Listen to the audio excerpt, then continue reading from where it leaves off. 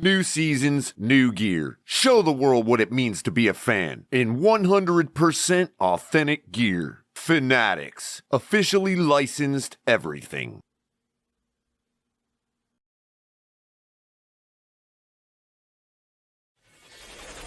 Get ready to dive into a new world of online shopping with the Finn's Tailgate. Whether you're a die-hard sports fan or just looking for the latest fashion trends, we've got you covered.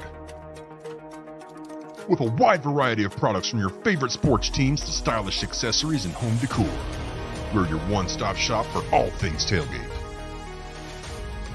Our easy-to-use website and hassle-free checkout process make shopping with us a breeze. Plus, with frequent sales and discounts, you won't want to shop anywhere else. So come on in and join the party at the Finn's Tailgate, your new go-to destination for all things tailgate.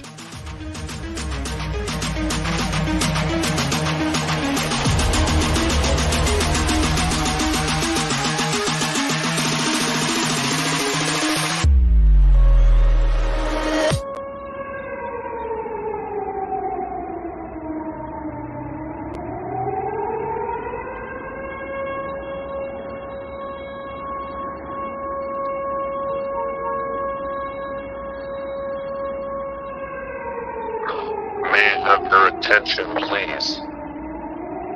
This is a TFTG special service announcement.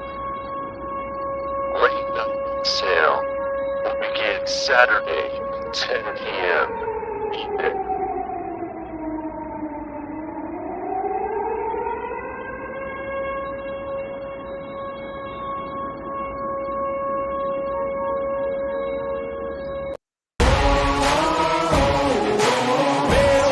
I'ma get it, you know I be on the way. Yeah. You know I be on the way.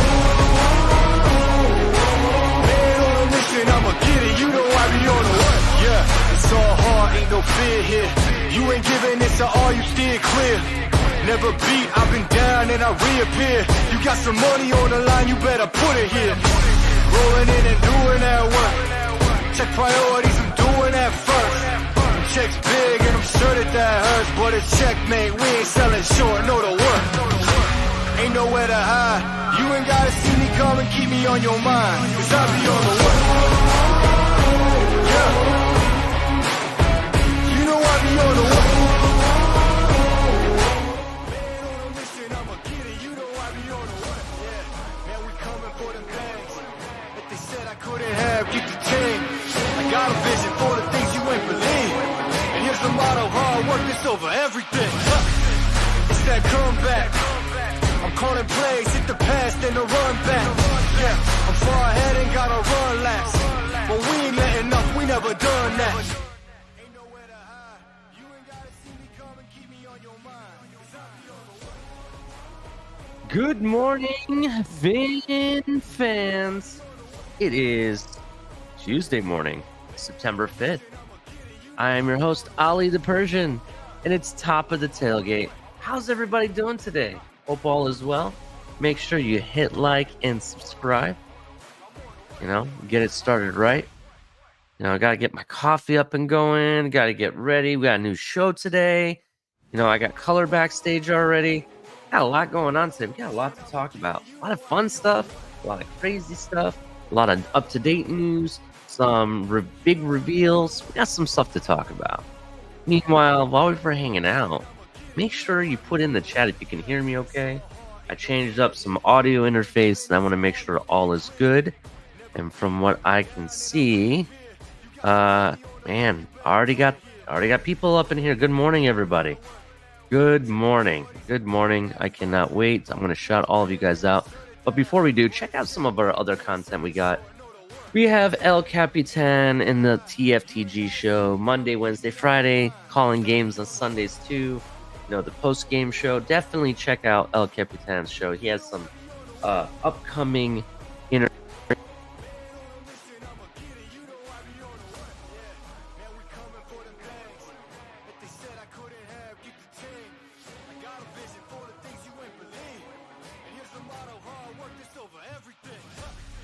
It's that comeback.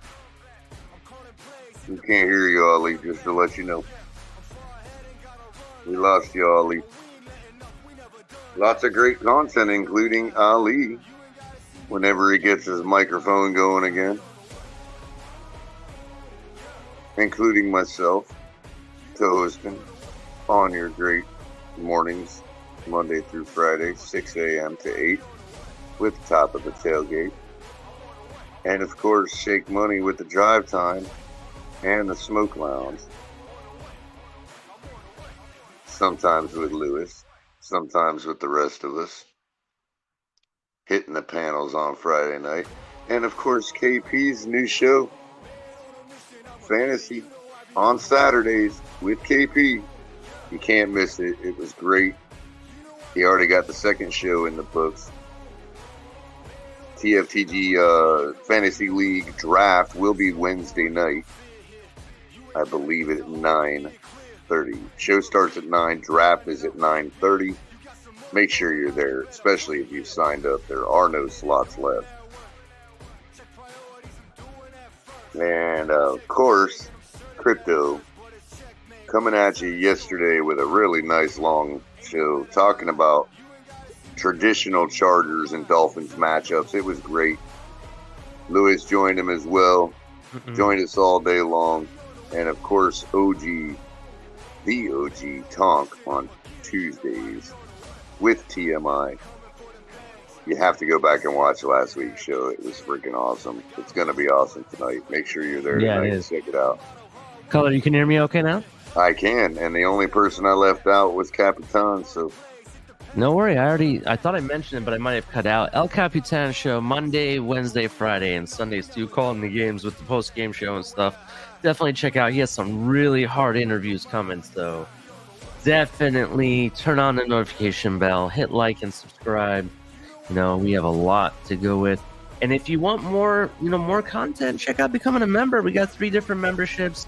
Shout out to all of our members currently. We have Amigos, Familia, MVP. Right? We have, you get exclusive content. You get content way earlier than anyone else. You also, with that, you get, exclusive emojis that you can banter with, especially with those Buffalo Bills fans that are showing up hard in the chat already. I wonder what they're talking about. In addition to that, it's a good way to donate to the channel. It's really inexpensive. I want to say it's like $2 or $3 color. Just the first level. It's like really inexpensive. And it keeps the content afloat. We put out all this hard work here and everything, and we don't expect you guys to donate. We really appreciate it if you did, but if you don't, it's okay. But if you're looking for other ways to donate, we do accept Cash App, Venmo, Super Chats, Super Stickers, and we appreciate everything. Meanwhile, shout out to, if you go look in our description below, shout out to some of our affiliates. We got Fanatics up in here. Fanatics, you get your officially licensed everything color, everything from the t-shirts, hats, jerseys, you name it, they have it. So definitely check that out. Use the link below. It helps out the channel, right? Tells them that we sent you. Beyond that, you get all the same deals, same cost, same everything that you would at the normal website. In addition to it, check out Backroom Collection. You get your, really nice canvas artwork. It's customizable, and they have all different types of stuff for Miami Dolphins stuff, other sports as well. I'm sure if you contact them, they can do custom work as well. They also sell those accessories and stuff, the little mini helmets. So definitely check that out. Use the link below as well. And then if you need all the energy to keep up with all this content, check out Dubby Energy Drink. That's all smash, no crash.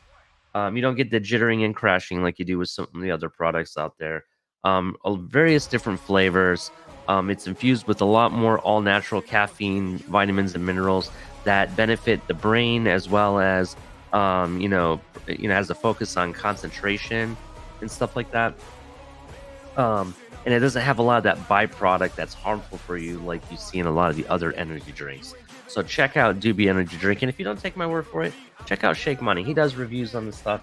You can listen and see what he has to say. I know a lot of people in the community have tried it. Liz and other people have, and they said it's pretty good as well. So definitely check out Dubby Energy Drink. And if you want to save 10% off there or backroom collection, use code TFTG at checkout, right? And last but not least, check out our website, tftgnetwork.com. You know, it's your one-stop for TFTG everything. We got everything from all of our Twitter feeds to our YouTube shows. You know, me, Color, and El Captain have blogs on there that we're going to be putting out articles and stuff throughout the season. Mine's going to be an active blog, so you want to keep up with it, because week to week we're going to have updates to it, and it's going to build a storyline essentially. So definitely keep an eye out for that. Plus the merch store is there, man. It's brought to you by the fans, for the fans, by the fans.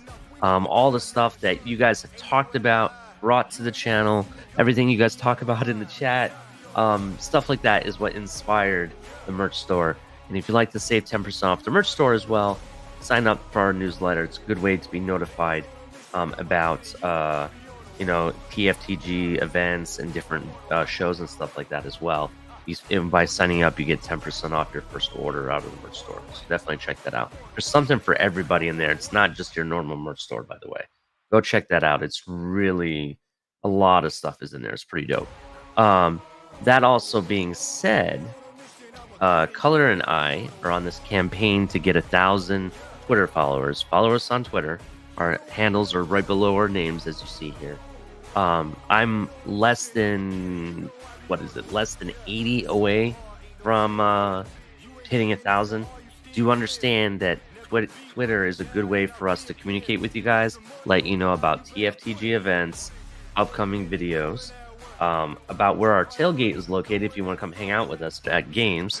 It's a good way to pass information to you guys, especially news that's going around the NFL. So definitely follow us on Twitter. I know I constantly am sharing stuff all the time. So that's what we're trying to go for. And don't just follow me in Color.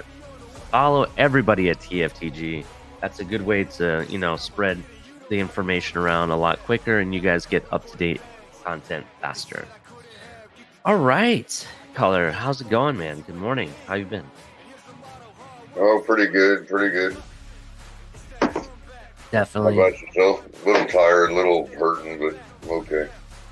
Pretty good. I had a nice holiday. Went and had a holiday show, and if you didn't get to watch that show, go check it out. I started a little bit later, not your 6 a.m. I started at 8 a.m. and I went for almost like 3 hours, I want to say. Mm-hmm. But it was great. A lot of people came. You came as well, and it was pretty interesting content. But yeah, definitely go check that out. What else did I do? I hung out with the family. We went to JC Park and let the kids play on the playground. They have a brand new playground there, and it's really big, very big. Like, my kid did not want to leave at all. And really nice. It was a beautiful day. And then we ended the day by going to dinner. Went to Texas Roadhouse. It was a lot of fun. I had a good time. Good food. So that was my weekend, in a sense. Did you spring for the? Did I what? Did you spring for the good hair last night? I don't understand. No, nothing. I was just reminding everybody of how funny the show was to start yesterday. Okay. Well, it was funny, I guess. But anyway, let's shout out to the people in the chat. I see JC up in here. How's it going? He's giving us the thumbs down, like pins down. Yeah, it's okay. It's all right. You keep saying that. Yeah. You got Michael K. So the two Stooges are in here. I'm waiting for the third Stooge to show up here. You got Trucker Sean, 1981. How's it going? Let's see. Heather Long, good morning. Good morning, definitely. I see you got your coffee ready. Or is that a Frappuccino? You got Steve Hoffman, Northwest Ohio guy. How's it going? Delusional Patriots fan.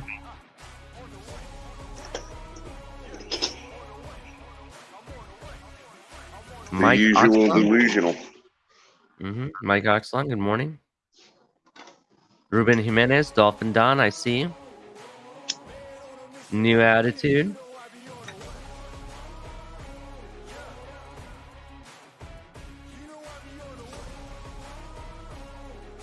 So 2IQ is trying to say there's going to be a team of fact checkers that are going to be checking to make sure my blog is accurate. What am I, Donald Trump or something?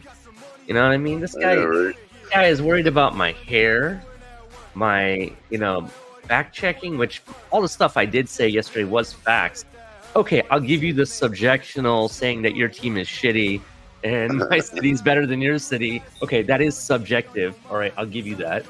But beyond that, I give you facts. Let's see. That's all they want to talk about, dude. It's like I'm some celebrity. They got to fact check me and in addition talk about my hair and looks. Can't help it. People like to look at me. What am I supposed to say, caller? Damn. I know, right? Yeah. I mean, I didn't hear anything you said that was unfactual. Yeah, and you went back and listened to the whole show, right? Yeah. Yeah. Pretty much. I double checked. Yes, Buffalo is a shit town. I have confirmed. I will give it to them that's According to the subjective. AV. I get it. But it is what it is. Dolphin Don, how's it going? How's everyone else doing? Make sure you hit like and subscribe. I wanted to shout out to everybody in the chat. If I missed anybody, which I don't think I did, good morning. 6 a.m. 100% of table manufacturers agree Buffalo fans are the best. Wonder why. Oh man, that's some funny stuff. All right, let's keep it going. So it's currently 6:17 8 a.m. Yeah, 6:17 a.m. in the morning. It's 83 degrees. Day as high as 88. It feels like 88 currently, right? With 66% humidity. There is a chance of rain this afternoon, about 15%. Beyond that, it's pretty much slight, partly cloudy today, partly sunny. That is your current weather reports, just so you're aware. But Colin, let's keep this going. I'm going to turn down the background music a little bit here. Here we go. You know what I mean? Yeah, we You didn't usually get call your- that summer 2.0 around Yeah, here. that's true. And Colin, I didn't get to give you your music because of the audio.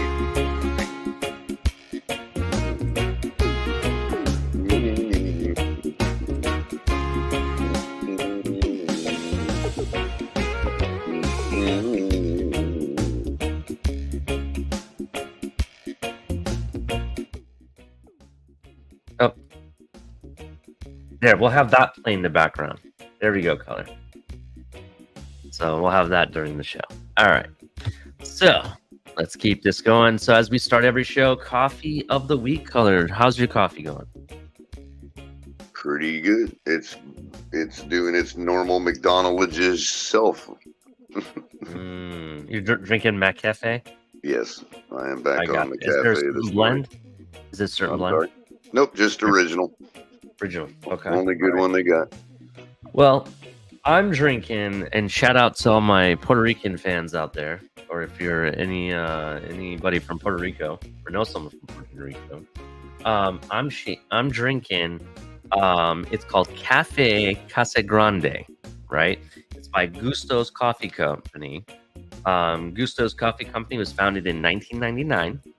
In the spring of 1999, Gusto's Coffee Company was founded by Daniel Omar Torres and Grisel Leon.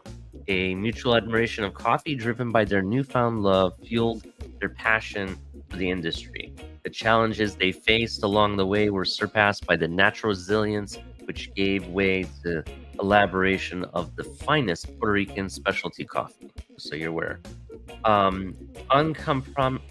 Uncompromising attention to quality and service is where it all begins at their farm in Yaco, Puerto Rico. I don't know if I said that correctly.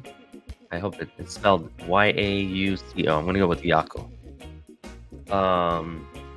Fully ripened cherries sourced from especially selected farms are handpicked, wet milled, and dried at low temperatures.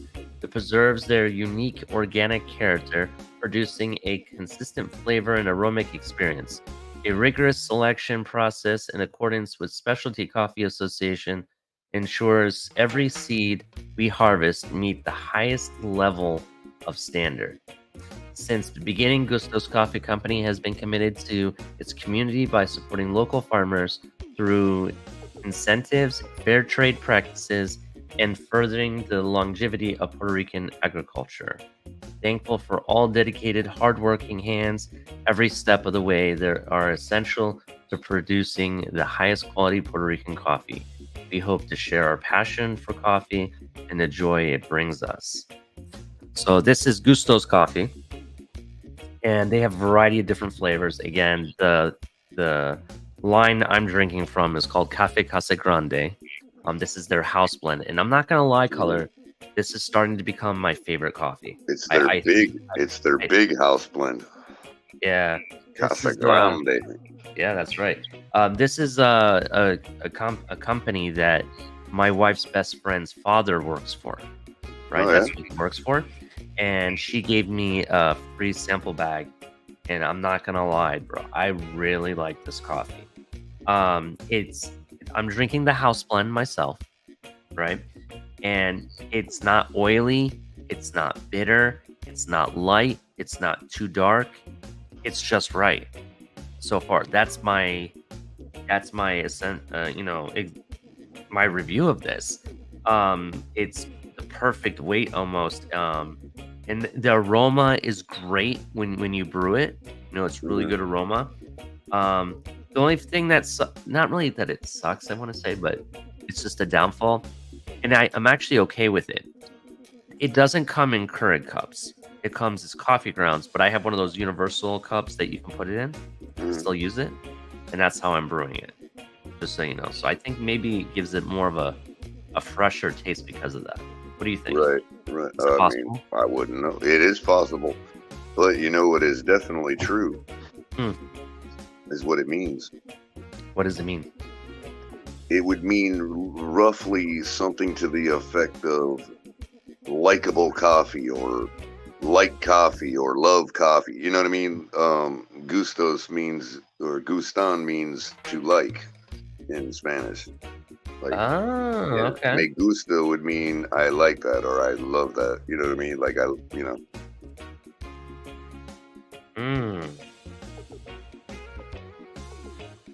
Interesting.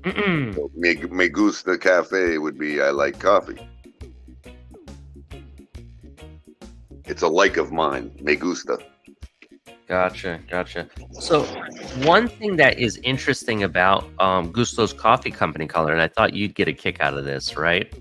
So they actually provide an SCA certification. I don't know if you know what that means. The SCA certification is basically Southern Coffee Association. Basically, you get a certification in the specialty coffee industry. They have several courses that you can take, and it's like a college course on coffee, basically. It's pretty interesting. They have a full campus where you go to school for and everything. It's pretty intense. Like, I'm like, man, I could become a professional coffee barista or whatever you want to call it. You know what I mean? Connoisseur. Connoisseur. Yeah, connoisseur. Yeah, I learned a lot more about the coffee industry and what goes into making coffee, and learn about other coffees at the same time. It's just kind of pretty interesting that they offered that. In addition, you can buy Gusto's coffee, and specifically the Café Casa Grande from either Walmart, Amazon, or directly from their website, which is gustoscoffeeco.com. So just so you're aware of that. I think I'm going to learn how to grow coffee. Yeah. Yeah, and I'm going to come out with my own blend. It's going to be a Miami Dolphin fan based blend. It's going to be called Peduncles. So in addition to the CSP or SCA certifications, Color, They also have free workshops you can go to and actually learn how to brew the perfect cup of coffee at home. Oh, so you or can get a head start and sound like a coffee connoisseur in front of all your friends before you go to the school. All right. Yeah. So you can be an internet coffee connoisseur overnight. Yeah. I think I'm going to do that. What do you think, Lee? We start another YouTube channel just devoted to coffee? Yeah, there you go. You can do that. I can't. You're not going to join me, man? I would do it by myself. I would definitely join you. Definitely. So that's a lot of coffee we're going to be drinking all the time. I know, man. You can only talk about coffee for so long. Like, it's a bean. It grows in the ground. Well, I mentioned this yesterday, but Gusto's Coffee Company actually has a foundation that they have. I used it as the cause for cleats technically yesterday, but I have a new cause for cleats today, but I'm just going to mention this. So Gusto's Foundation, together we restore our coffee agriculture. I don't know if you know this, but Puerto Rico has a huge history when it comes to coffee. Oh, so they grow them right there, huh? Cool. Yeah. So it's an actual Puerto Rican bean. All right. Yeah. So over 18 million coffee trees were lost, Keller. Following the devastation of Hurricane Maria, coffee farms in Puerto Rico suffered a massive collective loss, upwards to 18 million trees. Wasn't that the one that was yeah. That's the one that upended Puerto Rico really bad, really. It split islands in two down there and all that. I guess you left mansions out in the middle of the ocean. They were out without power for quite a bit of time and whatnot. But anyway, they basically they take donations as well as provide support to local farmers by donating each one 1,000 ready to plant Fronton, Lemania, and Obata coffee trees. Right on. So basically, what they did is they took donations and money and everything that they raised, and they gave each local farmers 1,000 of these different types of trees to start growing to put in place. But they lost their entire harvest, and people didn't even know what to do at some point. You know what I mean? Because I don't know if you know, but when you lose that many trees, it's hard to just replace it's not like you can just replace it overnight. Oh, you know what I mean? Yeah, no doubt. So, but yeah, if you go to their website, they have a whole thing on how you can donate, how you can help, and their foundation is pretty involved. It goes into more details and whatnot. So yeah, just to give a shout out to them. But let's keep it moving, Color. Let's keep moving it here. No, we're stopping right here, bro. This is it. Okay. End of the show, man. End of the show? Damn. Okay. Then we get to cause for cleats. Oh, so okay. We'll do cause for cleats, and then that's it. Today's cause for cleats, brought to you by the TFTG network. And again, we're not affiliated with this cause. We don't have anything to do with them. We're just bringing people awareness. Is called, and it's kind of funny because we just said this word originally. It's the National CASA /GAL Association for Children's Supports and for Children. They support and promote court-appointed volunteer advocacy for children and youth who have experienced abuse or neglect. We believe that every child should be given the opportunity to thrive in a safe and loving home.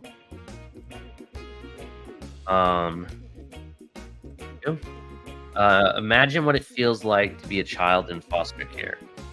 They are waiting for a volunteer like you to help them find a permanent forever home. There are many ways to get involved. While you're here, you can learn more going to national CASAGAL.org, just so you know.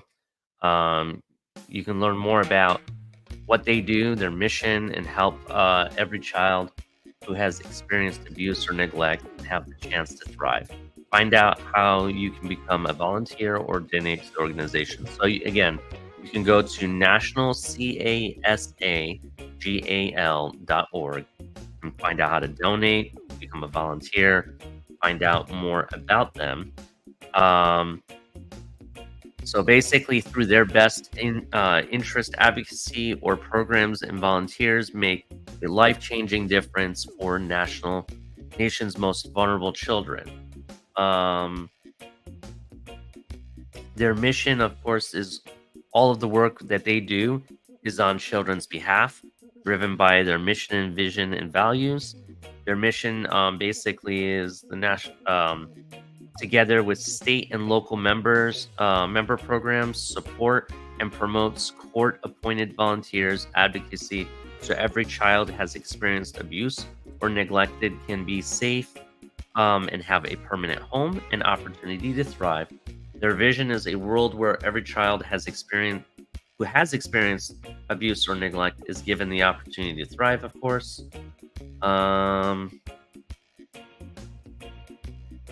They do that through adaptability, collaboration, their integrity. They've committed being responsive, respectful, honest, fair, and humane. They do that through respect, giving due to respect to self and others, through their quality of work, their service, and stewardship, so you're aware.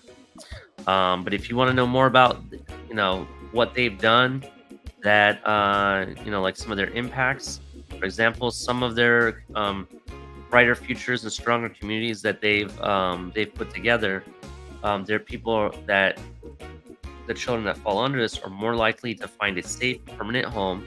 They're more likely to succeed in school, and they are half as likely to re-enter foster care system. So hundreds of thousands of children have volunteered by their side. Many more still need one. So there's tons of volunteers and children that have also volunteered as well to help out. Again, you can find more at the National CASAGAL.org. So check that out. More about the program and what they do. Another good thing brought to our attention, Color. Another pause for cleats. Are you there, Color? Or did I lose everybody? Nope, I am here. Great coffee. Yeah. If you're just joining us, make sure you hit like and subscribe. I see more people in the chats. Going through, there's so many comments already. Damn. All right. Telling you, it's almost like it's football week or something. It's something. It's definitely something. And it is everyone's favorite subject. What in the world, Colin? We got an interesting what in the world today. First off, let's go with the big news, right? Big news. Breaking news. I don't have the breaking thing on here, but if I did, I'd be playing it right now. Clemson Tigers eliminated from playoff contention. Right off the get-go, first week of college football, and they're eliminated. Last night, we saw Clemson fall to Duke University. First time since 2004. Hell of an upset. There has been upsets up and down this week, and that game did not at all. It didn't disappoint at all. And after the game had ended, the Duke fans stormed the field. It was mass chaos in the middle of the field, so it was pretty impressive. Did you watch the game at all? I did not. You did not. I gotcha. Yeah, it was a pretty good game. I'm a Duke fan. I like Duke basketball personally, but I don't really watch their football. But it was pretty impressive. They had a dominating win, so to speak. It was 28-7. They knocked out number 9 Clemson. Duke was unranked. This might be one of those years that we see some unranked teams that climb the ladder color and make the playoff. Wow. This might be one of those years that you see that. Yeah. This might be one of those weeks coming up. You see that. Got the Hurricanes taking on Texas A&M right out of the gate already. Big test for them coming up. And, it might be a kind of win that could propel them into the top 25.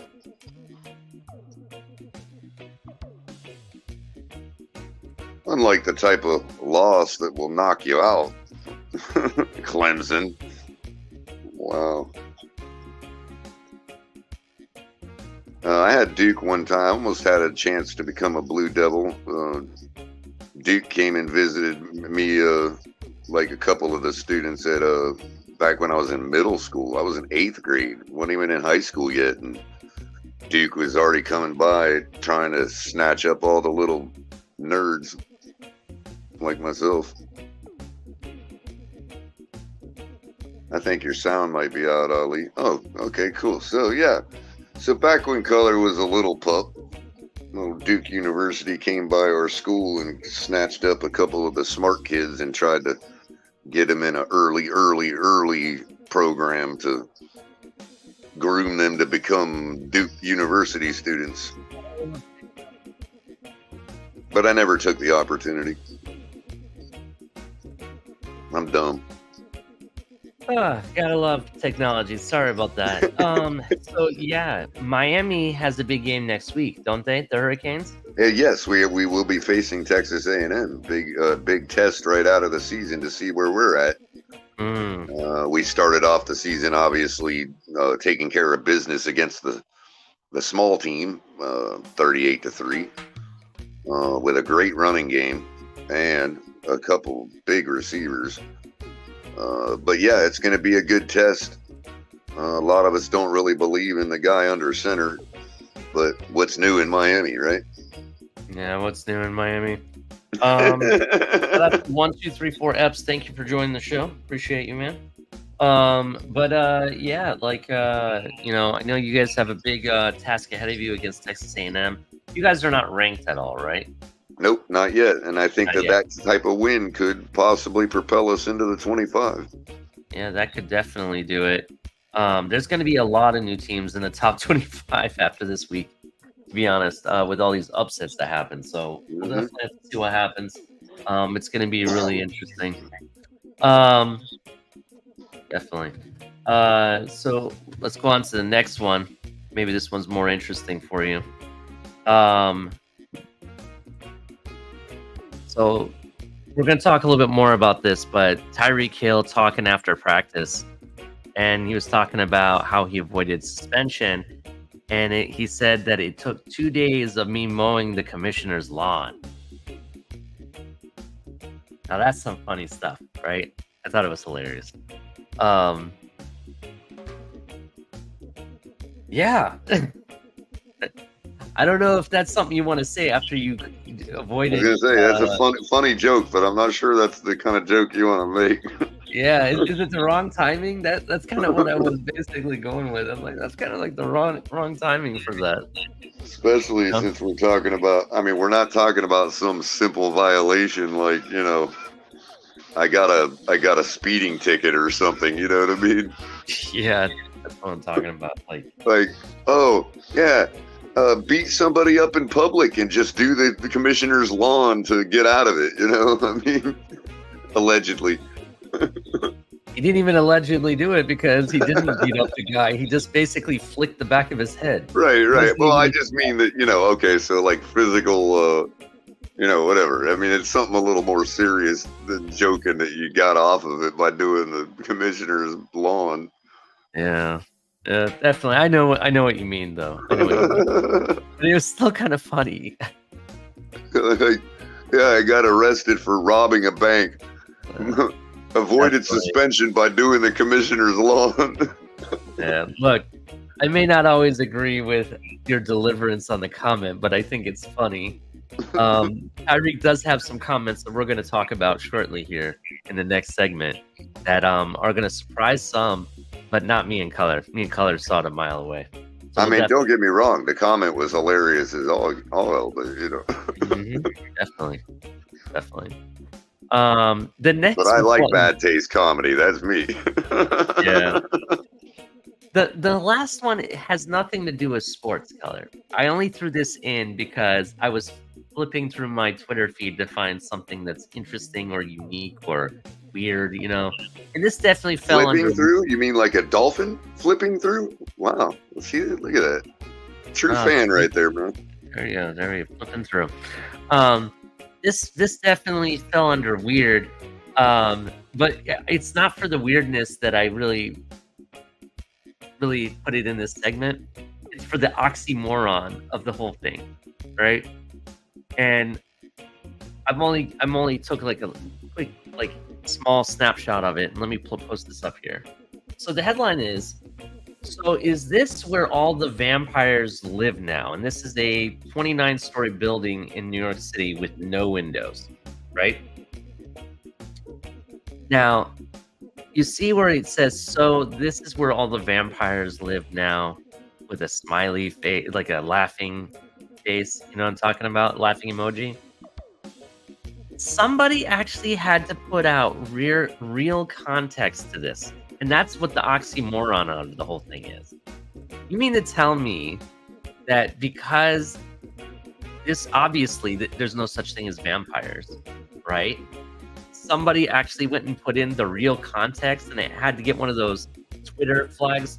By the way, this is a real context. This is the AT&T building where it's a transfer call center, basically, right? I mean, like, do you see what I'm saying, Color? Like, obviously, there's no such thing as vampires. Why did we have to really go out of our way to provide real context? You know, usually you see real context when somebody is coming up with a baseless lie about a politician or some political subject of some kind. But vampires, we really have to create real flags and like really go into detail. It was a joke. Obviously, the guy had laughing emoji next to it. You know, I don't know. I mean, you know, sometimes it depends on your definition of a vampire. You know what I mean? Oh, so now we're getting technical, right? Well, I mean, you know. Okay. Well, I understand what you mean by that, but for me, it's like, really, dude, we knew what type of vampires you were joking about. And the fact that there's no windows, I get it. It looks weird. I get that. But why did we have to provide like the flag of this is real context? You know, that, you know, right. Like that real, you know what I'm saying? It's like, for example, when the politician says something that's not correct or true about some political subject, they provide that text. They give you the real context of everything. You know what I'm saying? That's what they kind of like pointed as. And I'm sitting there like, are you serious? You know what I mean? It's just kind of like, duh, obviously we know it wasn't supposed to be taken seriously, you know?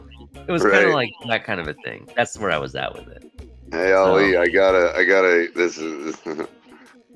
image to show. I tried to download it, but it wanted to download it as an AVF and not a JPEG, so I couldn't just put it in the I couldn't upload it as a in the banner section. But check that. I just texted it to you.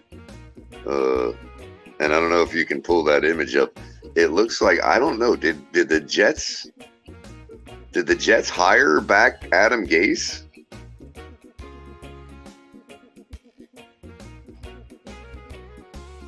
I'm reading this. Hold on.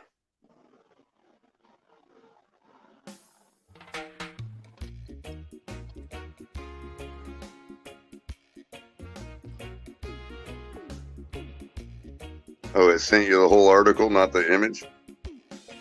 You sent me a whole article about the captains. Oh, it was supposed to just send you a link to the image. Here's another image. Are you talking about the person in the middle? In the middle, yeah. That I mean, bro. I know who it is, but Hold up. Oh, let me see if I can bring this up. like, holy crap, dude. Hold up. That doesn't portend well for the Jets this year. Yeah, hold on. Don't you let the audience in on the little joke. Yeah, I hear you. 1 second. Hold on.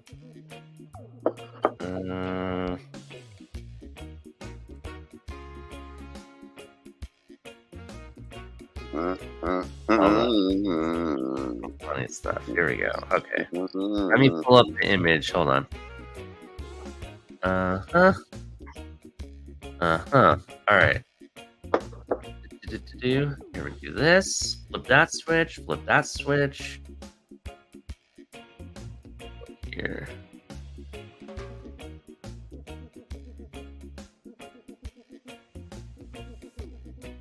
This music is perfect. Yeah, what's up with that? I mean, clearly looks like Adam Gase to me.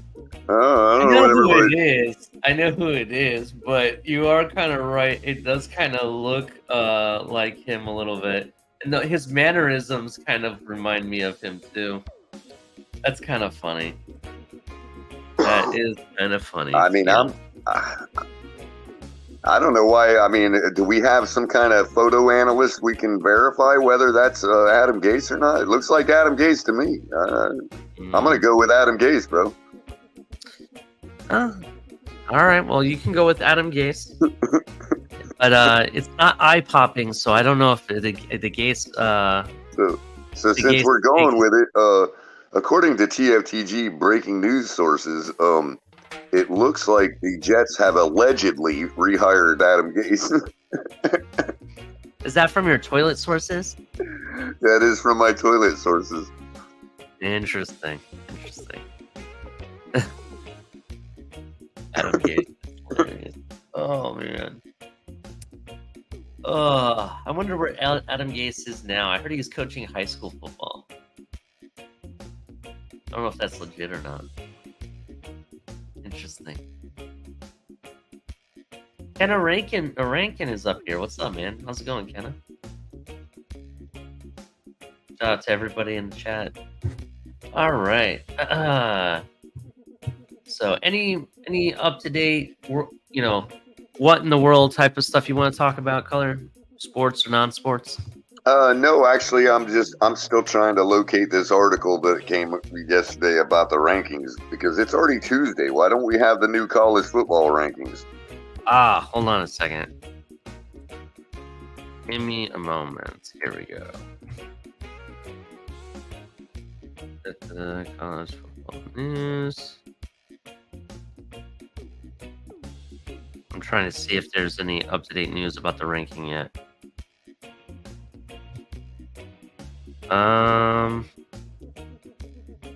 There's a video about Heisman ranking, so no, not that one.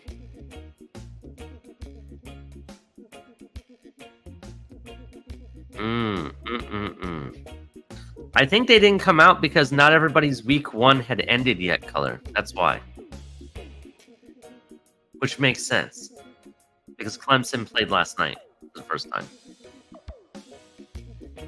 You know what I mean? Yeah, I got you. I hadn't thought of that. Yeah, so that's probably why. No. I'm just trying to see if there's any more news that came up at all last minute before we get into the articles that we're going to read. Looks the headline reads Johnny Cash once demanded that Chris Christopherson, a janitor at his record label at the time, could sit in on the recording session. Don't ask me why that matters. I have no idea. I guess Steve Wilkes now has also testified that the Cardinals supplied him with a burner phone as well. So that's now 2 people in the building there that have testified to the allegation that they were providing burner phones for employees and I think it was the GM that was suspended to be able to continue talking to him and skirt the rules of suspension that don't allow the team to talk with the GM when he's suspended. So now that's now Steve Wilkes is also testifying and corroborating the idea that they were all provided burner phones to continue to talk to the GM on suspension. I demand a first-round pick to be taken from the Cardinals. That's where I'm at with this, because that's actually definitely messing with the game in a sense. You know and whether it happened or not, that's two people testifying in the court of law that it happened. So Goodell doesn't need any evidence. That's good enough, isn't it? Yeah. According to the CBA, isn't that good enough? Yeah. So take them yesterday.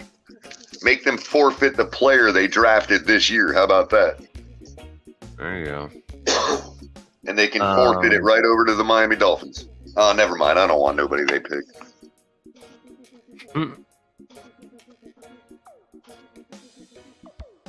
You don't want anybody they pick? I don't want anybody they pick. Well, they wouldn't be picking if they're forfeiting the first round pick to us. No, I'm saying they should forfeit their last year's draft pick. I don't know. I don't know who they picked. I have to go take a look at it.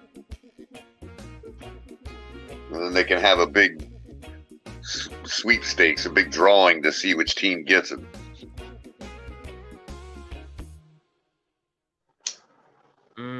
Oh, make them disband their team and move back to St. Louis. How about that?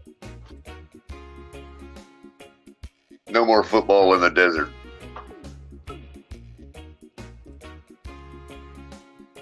So this tweet by ML Football.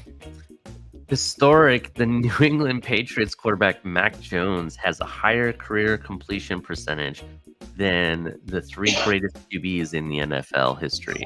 God, Tom Brady. Everybody does. Montana. But that's everybody does. He also played this is like his third season, maybe? Bro, everybody has a higher percentage than them guys because they're dropping quarters in a bucket now. It's that get the ball out quick pass game that we run now in the league. They're dropping quarters in a bucket compared to what Marino and the other guys were doing. Well, I think Marino's completion percentage is not even at 60%, dude, for his career. If I remember correctly. Yeah, that's true. That is true. I thought that was interesting. But then when you think about the paradigm differences, if Marino were playing today, it'd be quick dump offs. It'd be a lot of that, to keep the game going. And his percentage would be up there too. Tom Brady's too. Everybody's would be up there.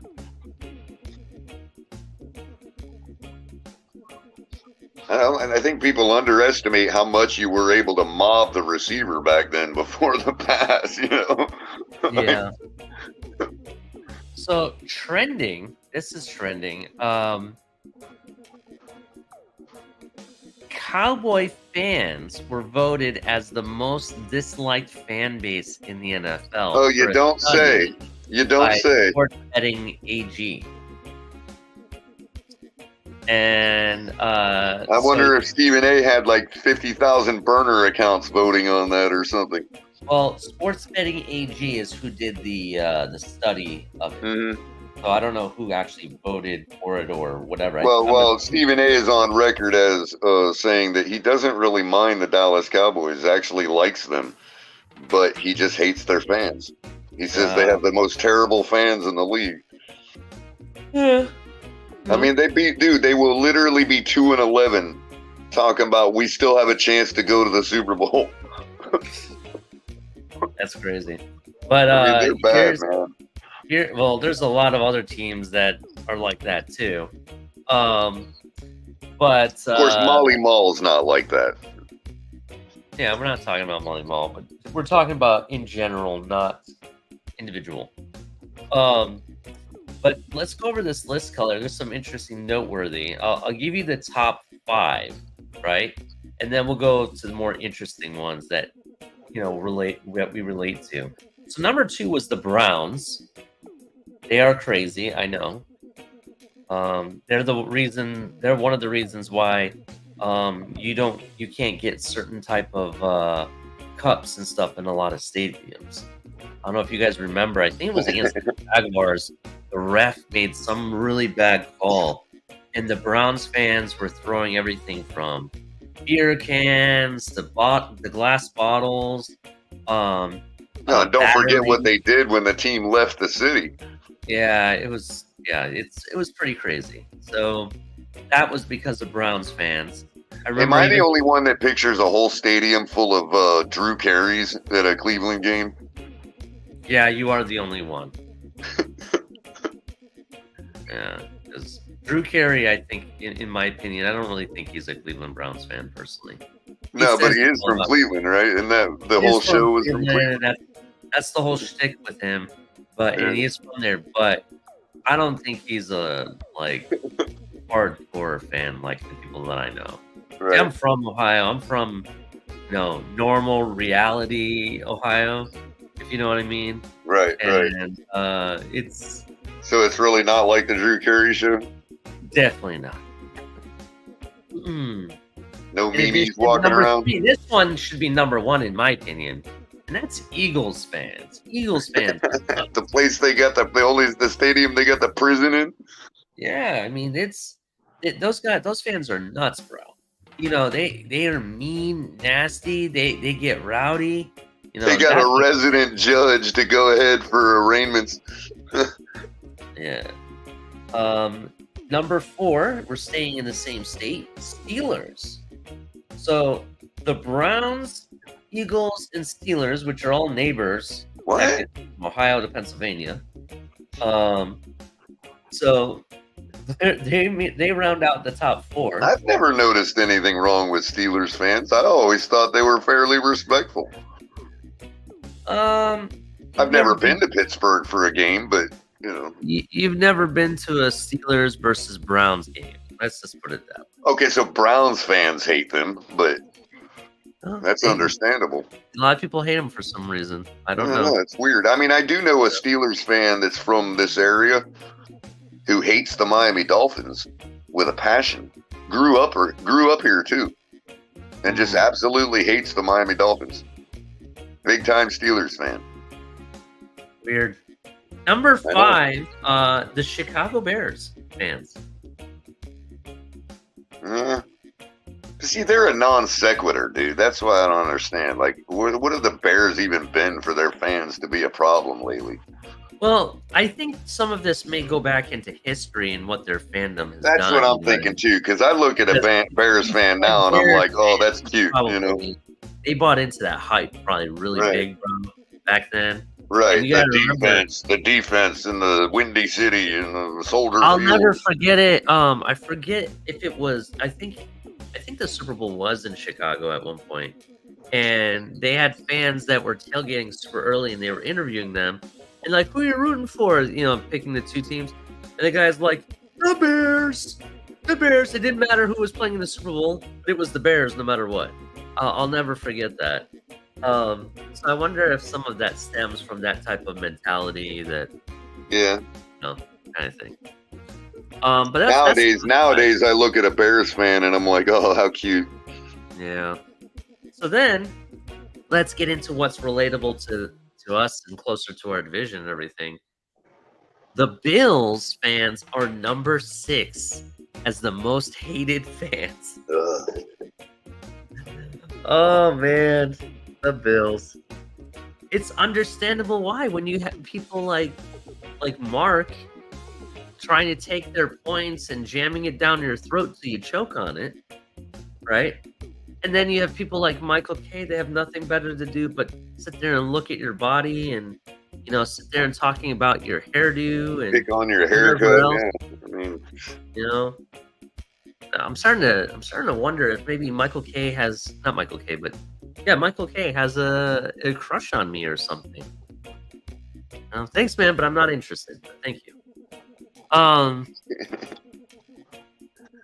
I don't know. I mean, when you get stuff like that, though, and that's the arguments they come up with, man, no wonder they're the most hated. In addition, the NFL hasn't helped it either by, hand gliding them everywhere they need to be.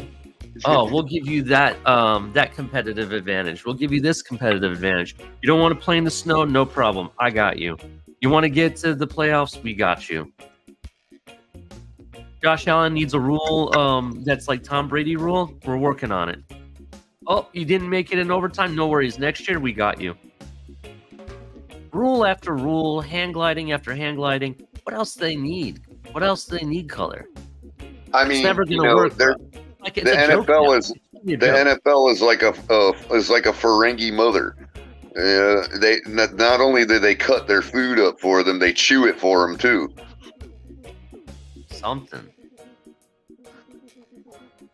Something. Like by handing somebody a championship on a silver platter and they can't even take it. Wow. Yeah. And we'll just ignore a game you were gonna lose. Yeah. Definitely. Let's see. So after the Bills, number 9 is the Jets. Now the Jets fans, I'm okay with them. They're self-aware of their shitty team, to be honest. They're self-aware of their woes and their issues, and they talk about a fan base that absolutely doesn't desire anything for themselves, bro. That's the Jets, man. Yeah, I mean, even my some family and friends of mine, they know that the Jets have problems. They're aware of it. They know their history and how crappy it's been and whatnot. Yeah, if you ever want to get front row tickets to the draft, just call up any Jets fan. There you go. Definitely. Let's see. And then number 15, the Patriot fans. They're in the middle of the pack, almost. Right? Well, I can agree that having them on the list because they have got to be the most fair weather milquetoast fans I've ever seen in sports, next to the St. Louis Cardinals fans. Yeah, and I'm a St. Louis Cardinal fan, but I don't relate to them. Like, I'm not a St. Louis native, so I don't have to be like they are. And trust me, people that watch baseball can't stand the Cardinals fans, man, for the same reason we can't stand the Patriot fans. Yeah. I mean, they all win championships, and they all think they know everything because they win a championship. Like, you can't argue with a New England Patriot fan, bro. It's just pointless. I guess that's the reason to dislike them. The other issue is, like, they really only show up for one game that I see, and it's always the Miami versus New England game. Unless you're in New England, they show up for every game, I guess. You know what I mean? But that's the one that I see that it's like they're well traveled. Yeah. You know what I mean? And they're well trained too. They all line up at that Dunkin' Donuts every freaking Sunday to, help pay for Brady's salary. Crazy. So let's go to. I've been to Massachusetts and I've never seen a gathering of Patriot fans all in one place that large, man. Other than the Pompano Beach Service Plaza in Florida. Yeah. Meanwhile, let's actually go to the Miami Dolphins, right? The Miami Dolphins are number 29 on this list, Color. We are the 4th least disliked team or disliked fan base in the NFL. Does that say that we're being too nice? Or 4th most liked? Yeah, 4th most liked. I don't know how. We must have got in on that vote somehow because we're the only ones that like ourselves. Bet that. That's true. We like ourselves, honest. But I mean, the thing is that, I'm wondering, is our fan base too soft or too nice? You know what I mean? I would say that they are the most technically savvy. We'll say that, because if this vote was taken online, we definitely skewed the results. I mean, just look at the Pro We had Bowl a results. quarterback in the MVP conversation that didn't even finish the season. Hasn't even finished the season. We also had a quarterback who was the highest voted player of any player in the Pro Bowl. Exactly. And didn't get selected. Exactly. Exactly. You think that's realistic, bro? That is true. That is true. I don't trust. I mean, when you talk about voting online, bro, especially like Twitter polls, man, you know, like seriously, we definitely love ourselves more than the rest of the league does. Yeah, that's true. Hell, half of our fan base don't like the other half, bro. Yeah, the fans that were the least disliked, which basically means they're the most liked, for the most part, was the Colts. They were number 32. So that was kind of interesting. 49ers were 31. To be honest, the Colts are pretty much like, I want to say they're Canadian immigrants that live in Indiana, because if you think about it, they don't use curse words. They're super nice to you. And you just can't trust people like that, to be honest. I have never been in a more boring town in all my life than Indianapolis, dude. I think the stadium is the only thing they have color. That's it. It's the most boring thing on the planet. Yeah, I was gonna say, if you ever look at their stadium, if you ever been to Lucas Oil, it basically is a big box. That's all it is. It's not anything futuristic looking. It doesn't look like SoFi Stadium. It's nothing. It doesn't look like the Minnesota. It looks like some department store in Boca. Yeah, you're right. It looks like some department. It's like if you ever been to Florida, we have this place called Bell's, right? Yeah. It looks like a standalone Bell's building. But exactly. Big. It's like just square and pink, and it's got like this pinkish hue, you know. Yeah, it's very generic, to be honest. So I don't know, bro. I don't know. That's you know, good shout out to the Colts people. They've been really, I mean, shout out to certain Colts podcasts too. They've been nice to me and everything, and I see why. I see they're good people. They're good people, but usually good people are boring as all hell. But anyway, no, but their stadium is so boring. You will drive by it and not even realize you did. You'll be like sitting at the intersection and you look over and you're like, oh, that's Lucas Oil. Oh, okay. It's just like right off the side of the road, like middle of the town, you know? Yeah. No fanfare leading up to it, nothing. Just there it is. Okay. Were we supposed to go shop there or something? I'm reading some of the comments about some of the teams, and one of the comments made me laugh. 49ers, one of the most annoying fan bases there is. Them and their players, all they do is cry. Sorry, I'm just reading some of the comments. I think it's funny on here, on this list.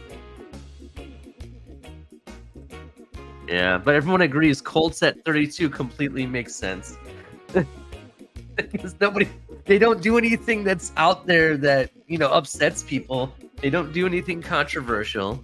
You know what I mean? It's kind of funny. We're at the 1 hour mark, Color. Let's get into the Miami Dolphins stuff. What in the world's over?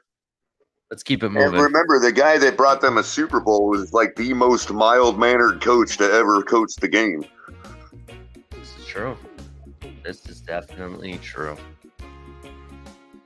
All right, Color.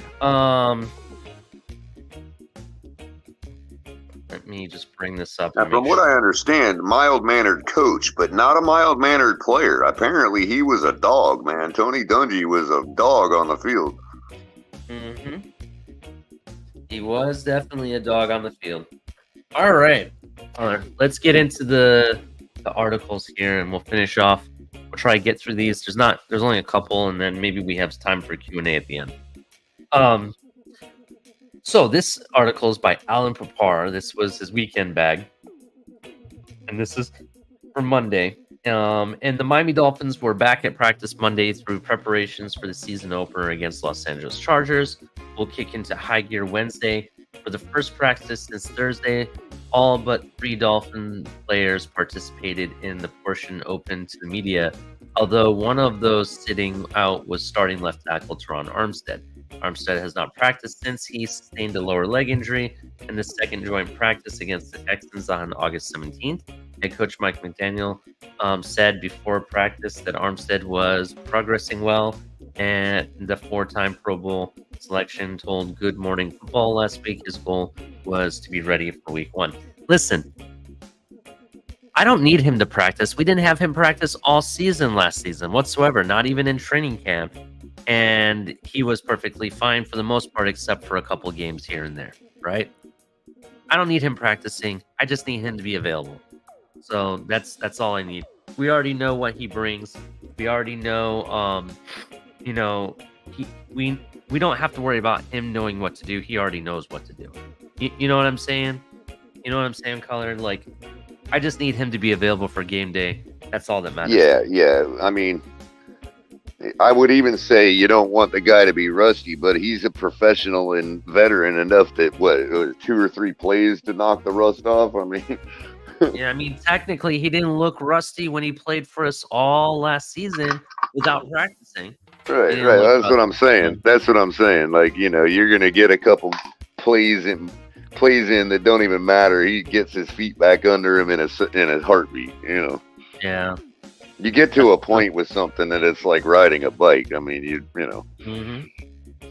So also missing from practice during the open portion were defensive backs Justin Bethel, Elijah Campbell, who are both dealing with knee injuries. The Dolphins will first have to produce an official injury report after practice Wednesday. So that is when the injury reports officially will come out. After practice Wednesday, they will produce that report, and probably Wednesday night or Thursday morning, we'll start seeing that information. Yep, we're on league rules now for injury reporting. Rules.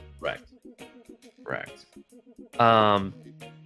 Closing the books on Hill's offseason incident, we talked about this a little bit.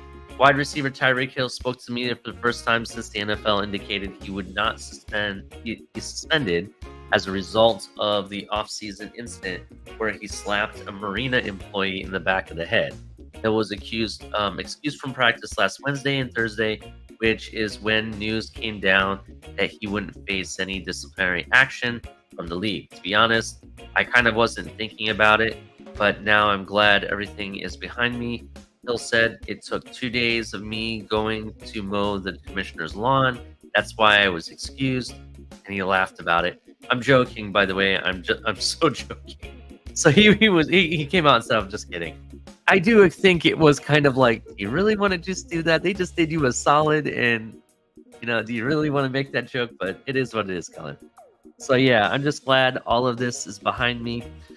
Just moving forward, just got to make better decisions. Obviously, not only for myself, but for the team, for my family, my kids, and just be smart and be a pro. And just be grateful for this opportunity, because I feel like sometimes we lose sight of who we are and what, and that's not the person my grandparents raised me to be. They raised me to be a father, a son, a teammate, a citizen, and I've got to strive to be better. I like how he admitted that. So, good choice of words for that point of it. This is big. This is something big that me and you are going to talk about, Color. This next part of the article it's Crafty Craycraft. An interesting part of training camp had to do with the friendly battle between Hill and Jalen Waddle, who each drafted a group of wide receivers for their own team and then earned points for practice performance. Turns out that Hill's first practice in a draft of the team's wide receivers was River Craycraft. That's right, ladies and gentlemen. Tyreek Hill's first pick of the slew of receivers that we had in training camp was River Craycraft. You and don't Hill say. Explained the reasoning. He actually explained the reasoning. Which also could explain how Craycraft wound up beating out veteran Robbie Chosen for a roster spot. That's a shot taken by Alan Poupar. Wow. Tyreek Hill went on to say, he was my first draft pick. Hill said, because River, he's the kind of guy, so we set rules. The rules were impact plays, impact blocks, knowing the assignment each and every play. And River, the reason why he's on the team is because he's a smart guy who knows where to line up at every position, and he's going to make every impact block. That's a key point for just drafting for myself, because I drafted a pretty good team. I drafted guys who are smart, guys who can make plays, and guys who are still kind of learning the offense, that kind of need a wing. I'm like their helping hand, the leader for them. So, knows where to line up, knows the plays, and knows is always going to make the key blocks. Right there, those are the things that you were slamming the door for, or slamming the table, if you want to call it color. And Tyreek just handed it to you on a silver platter that you were right. Yeah, absolutely. Absolutely. The guy knows where to be in this system, you know, in the play. And I just wanted to point out that Tyreek twice insinuated that anybody that's not on the team is dumb, by the way. Wow. It's like, the way he said it is like, you know, I draft players because they're smart. If you're on this team, it's because you're smart. Or he's smart, that's why he's still on the team. So that's it, suggesting that the people that are not on the team are not smart. Poor Robbie Chosen. Oh, man. That's true. The last word, Holland on Herbert. You know, they're former teammates, if you remember. Safety Javon Holland will be facing his former Oregon teammate, Justin Herbert, for a second consecutive season. And he was asked Monday when he knew the Chargers quarterback had special ability. It was my freshman year in college. We were running sprints, and he was beating everybody in the front, because I was running full speed. I'm looking. He's with the bigs because he's a large individual, and then he was running with everybody else. I was like, all right, this dude is special, and his arm talent is crazy. Interesting thoughts by Javon Holland. So I guess he can run with everybody else. Very interesting. Oh, let's see here.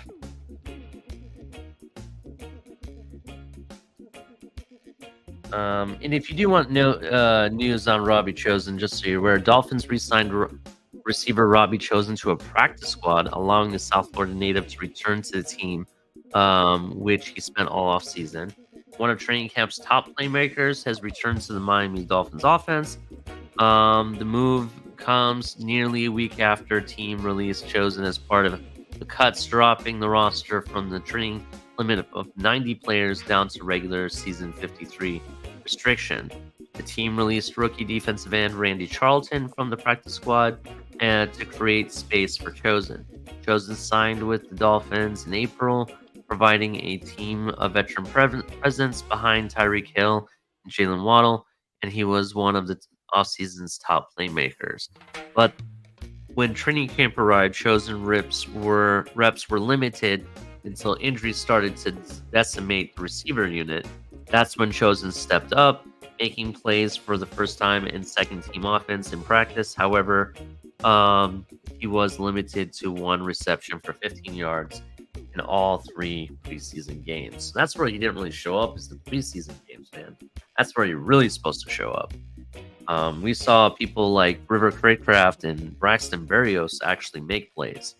So, and one of the things that I noticed throughout camp was Omar Kelly continually basically pointing out that he wasn't getting near the reps and kind of calling for more reps for the guy because, you know, I guess he believed in him, you know, or somewhat or whatever. Yeah. But, you know, you're talking about bringing a guy in.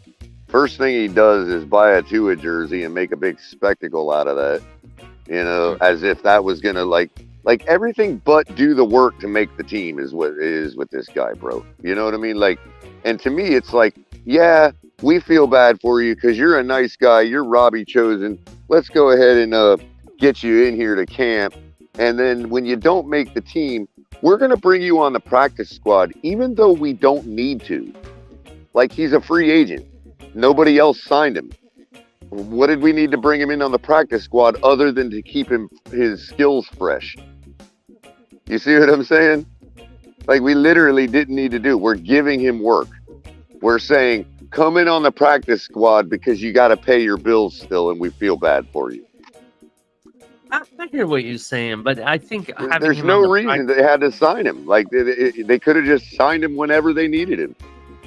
Yeah, but then you're also competing with a lot of other players that, a lot of other teams out there for them. Not really. Protect him. They could technically protect him on the practice squad, which would avoid him signing with another team.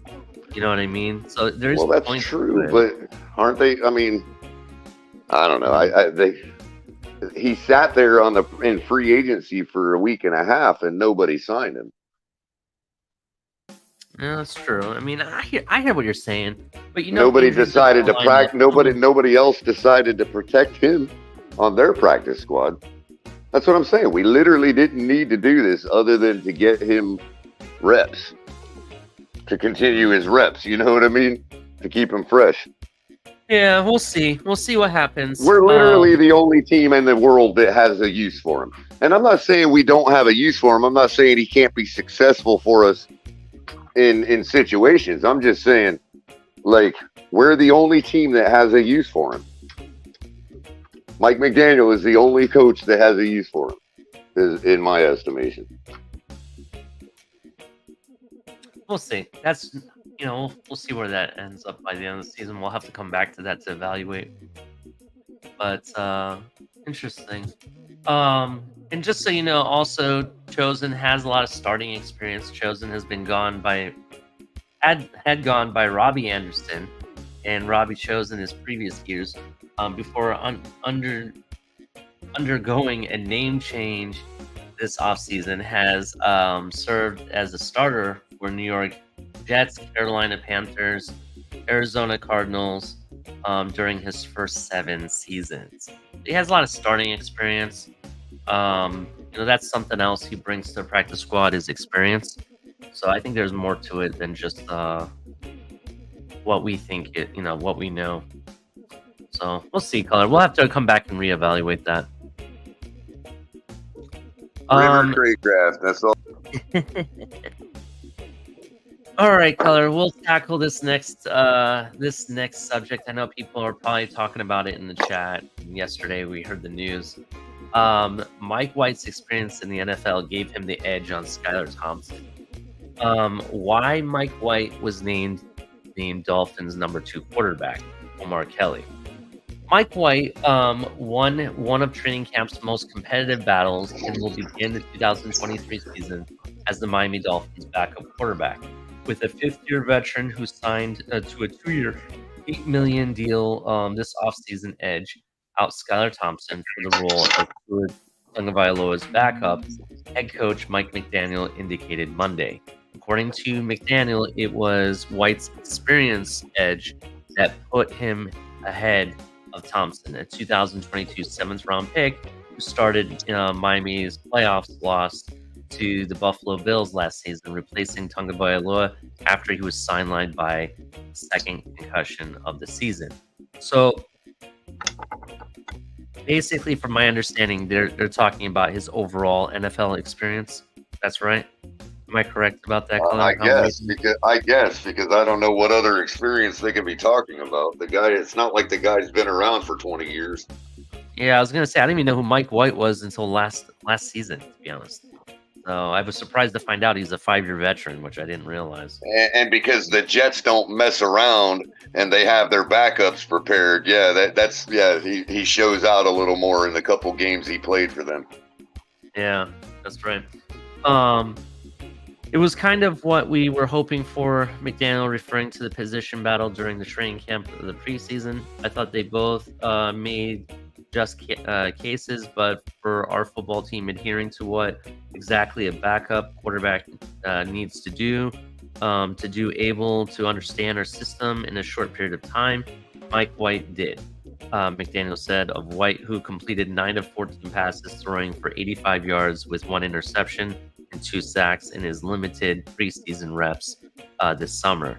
With command, White excluded in the huddle. You're solving the imperfect puzzle as a backup quarterback where you don't get any reps during the week and have to master your situation and craft rep list. All right, I don't. And he demonstrated that when, Ali. Hold on. I don't like this at all, Color. Let me just advise of this why I don't like this. So they're already stating that the backups are not gonna get reps a lot during the season in practice whatsoever. So they're looking for somebody that they can just throw in there, understands their system right away, instantly, and expect performance.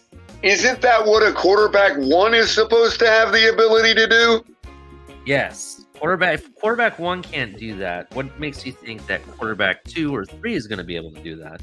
Let alone, this is the issue I have with this, Color, because now it's stating, this statement here is giving me the thought that they're going to do the same thing they did last season that I'm hoping our coach would grow from.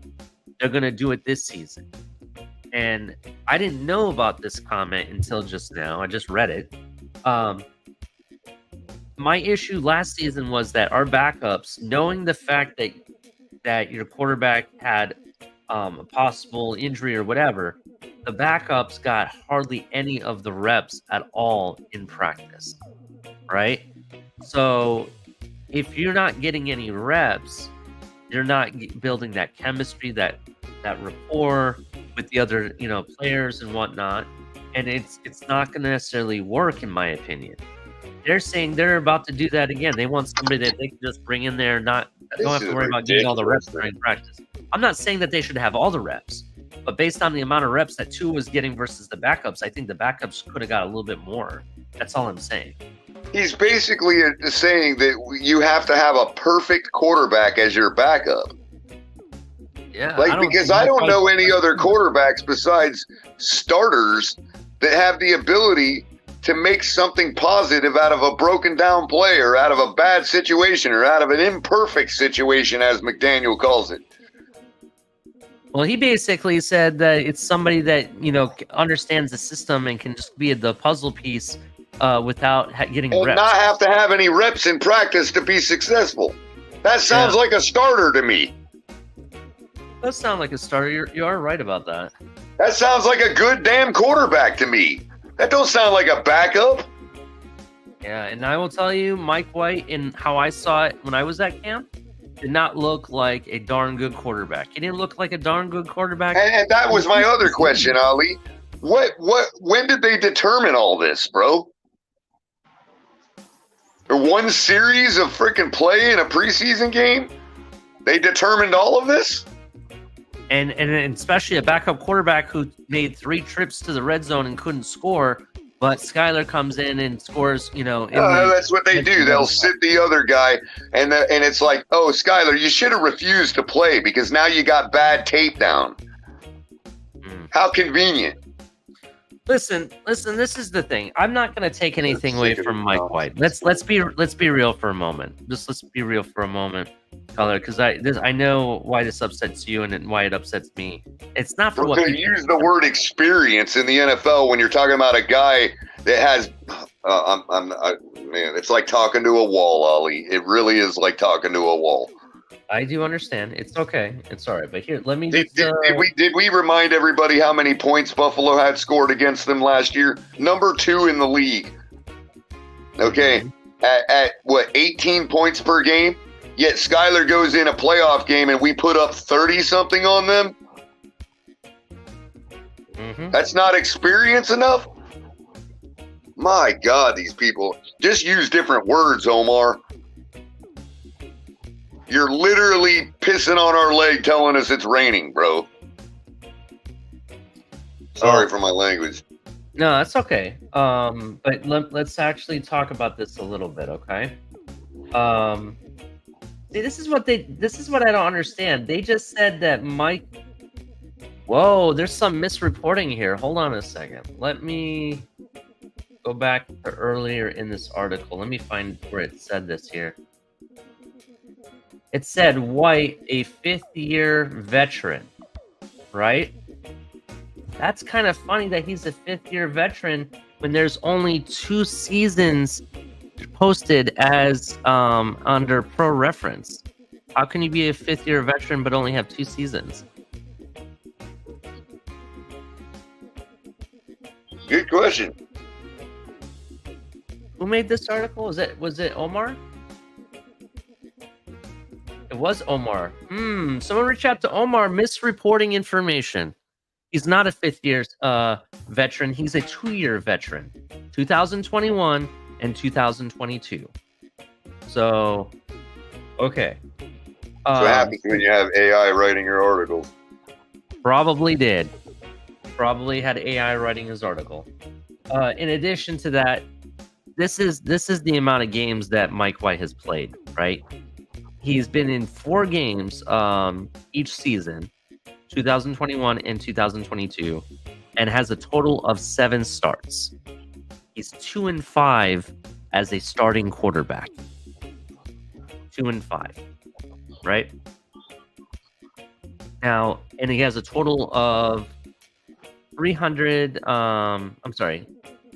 It wasn't until his 2022 season that he really put up some yardage. Actually, in 2021, he had about 953 yards and 5 touchdowns. Last season, he had more yardage, 1,192, and 3 touchdowns, was a total of 8 touchdowns. So, I don't know. Does that equate to more experience? Maybe, maybe not. I can't really say. What I will say is this, is that regardless of who it is, I'm going to support them. How many rookie tight ends was he throwing to? I don't know. I'd have to go back and look. But my point is that I'm going to support the guy.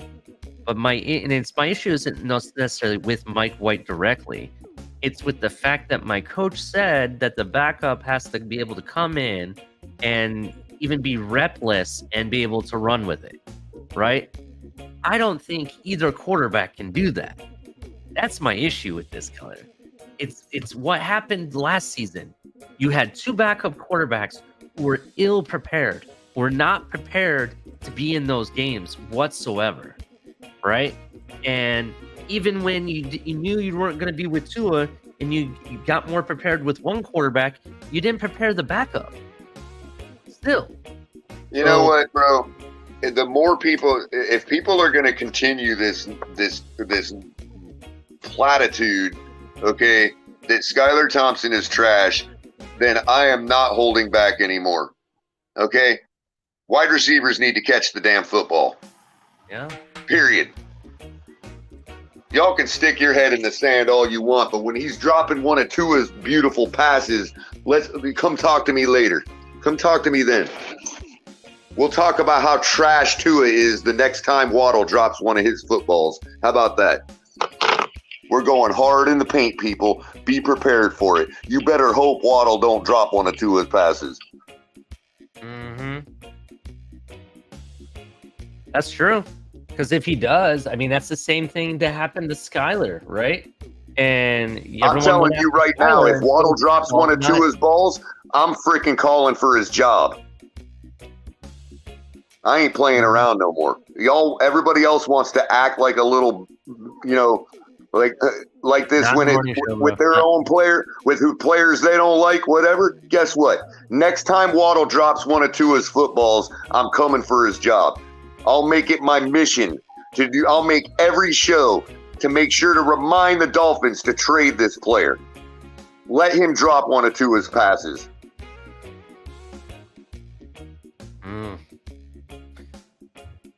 Well, y'all want to keep sticking your head in the sand and ignore that as if it don't matter, and you want to keep throwing shade on Skylar, go right ahead.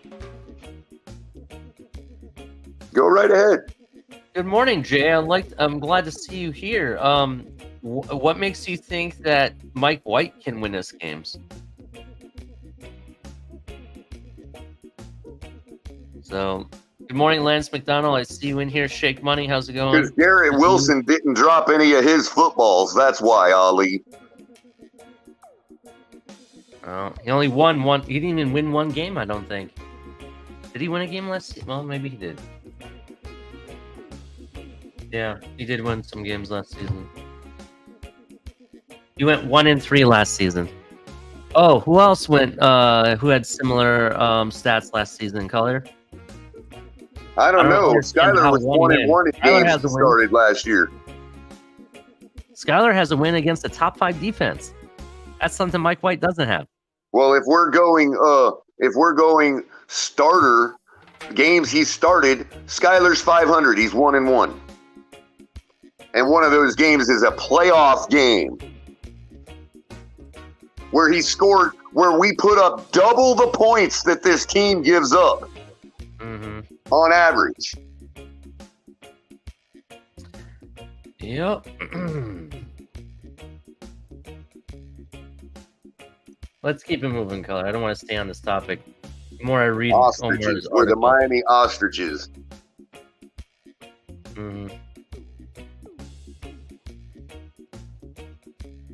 Anyway, if you want to know more about this, you can go read Omar Kelly's article. He goes on to talk about how the roles are going to be handed. With White and Thompson both claim they plan to split the practice squad workload, helping the first team defense get prepared for each week's opponent, ensuring that each quarterback can stay on top of the game plan for that week's opponent. Each quarterback claims their desire and focus is to be and do whatever Tagovailoa needs to get ready for his opponent.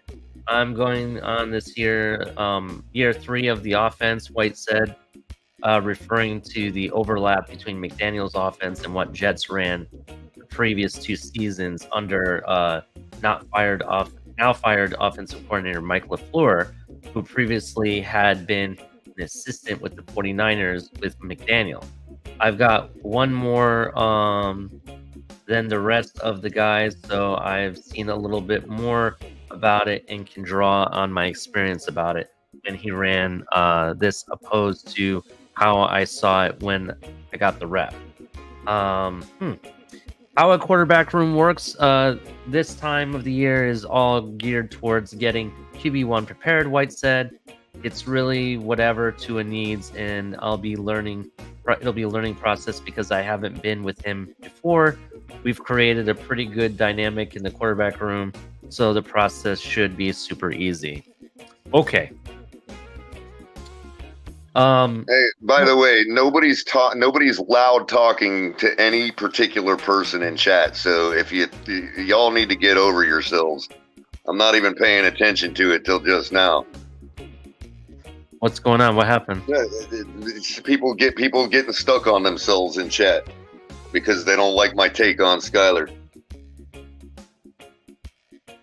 Nobody's talking loud for any particular person. I'm talking loud because people obviously can't hear what I'm saying.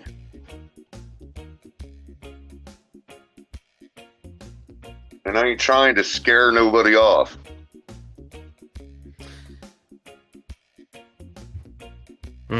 Well, we're not scaring anybody off. That's not what we're trying to do here. He's just being passionate about his beliefs. And yeah, I thought I was talking to adults, but apparently not all of them. But I digress. Oh, we lost Ali again. Perfect timing. I don't give a damn how many yards Waddle put up. That's like saying, hey, I got a remote control vehicle, and it can drive all over the state, but how many people is it getting anywhere?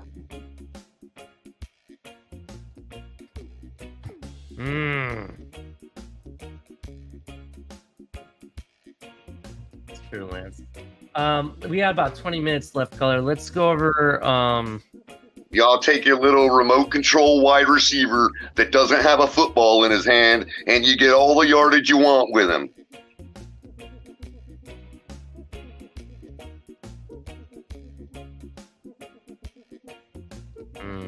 Let's go over some of the media highlights with McDaniel from yesterday. Real quick, Color. and then we'll do Q&A. If everybody wants to put their questions in chat about,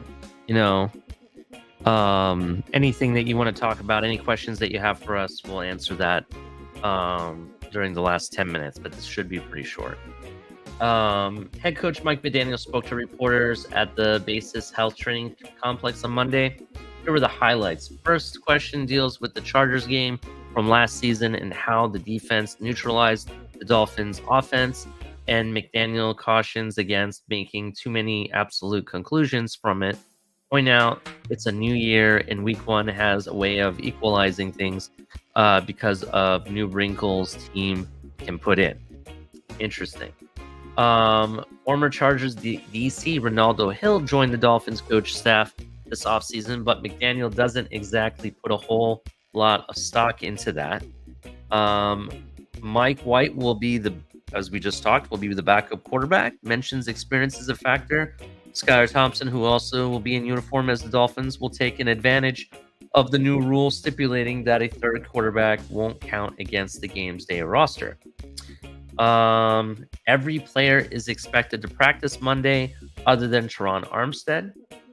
So that's progressing well. Those are some of the big things he said.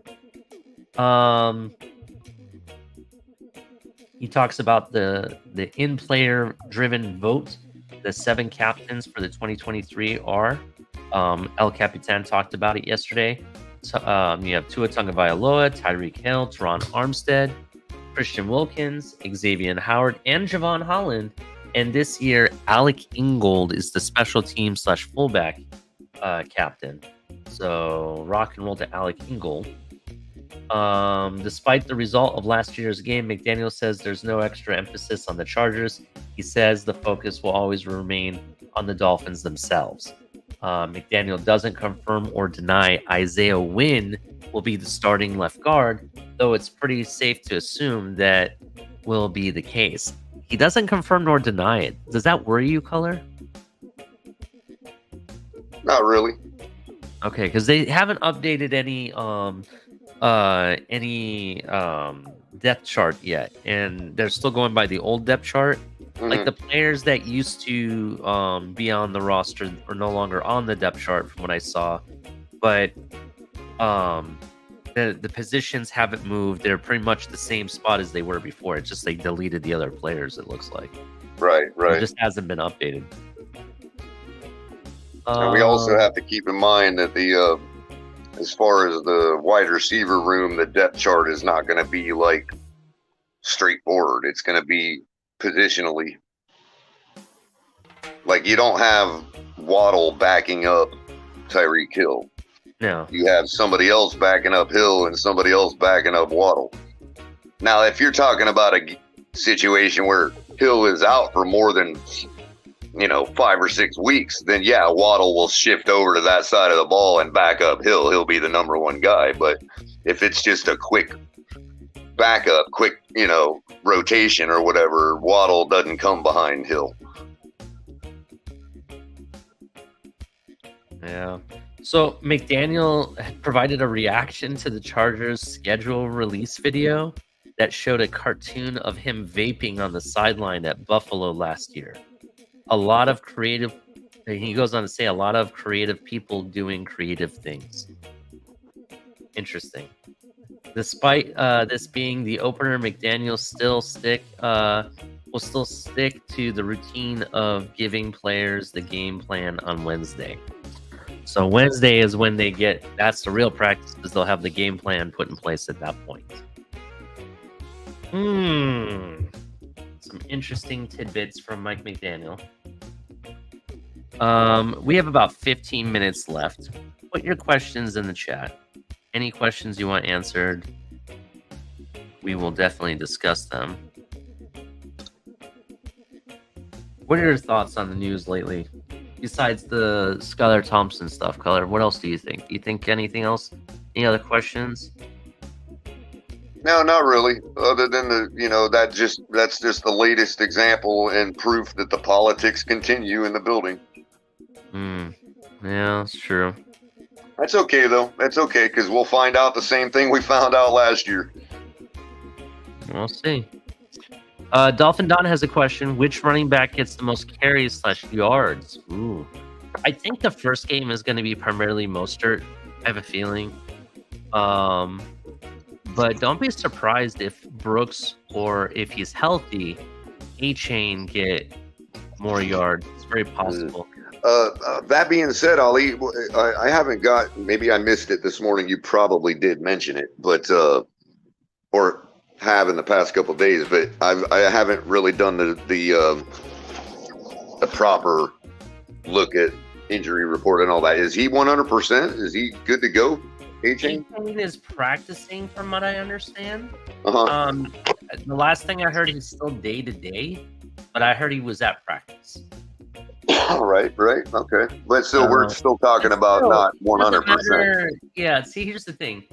It doesn't matter if you're at practice or not. You can have an injury and still play. Mm-hmm. My whole point of my issue with the running back room is there's too many injuries across the board. Well, sure. I'm just speaking as far as game planning for this game. As as we're talking about a shoulder injury, if he's diminished, then I'm not so sure that McDaniel, given his history, would give him a heavy dose. You know what I mean?